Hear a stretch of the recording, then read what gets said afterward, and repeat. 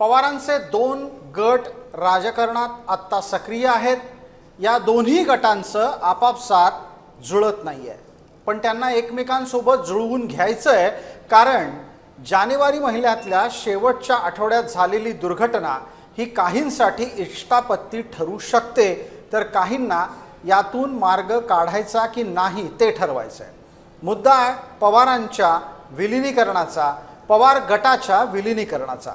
या संपूर्ण मुद्द्यावर आज आपण लक्षवेधीमध्ये चर्चा करणार आहोत आणि त्या अनुषंगाने हे जाणूनही घेऊयात की खरोखरच विलीनीकरण करायचंय की नाही। कारण गेल्या काही दिवसांपासून खरं तर आणि अतिशय स्पष्टपणे जर सांगितलं तर अजित पवार यांच्या निधनाच्या काही तासापासूनच विलीनीकरणाची चर्चा ज्या पवार गटाने सुरू केली, तोच पवार गट आता अचानक एक पाऊल मागे जाताना दिसतोय।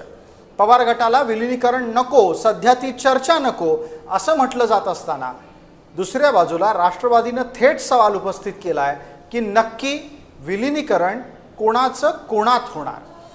या मुद्द्यावर दोन्ही गटांच्या बाबतीतल्या भूमिका टप्प्याटप्प्यावर बदलताना दिसल्या। विलीनीकरण करायचं, विलीनीकरण नाही करायचं, विलीनीकरण होणार तर कोणाचं कोणामध्ये होणार, इथपासून ते आता विलीनीकरण हवं कशाला इथपर्यंत चर्चेचे अनेक मुद्दे पुढे सरकलेले आहेत।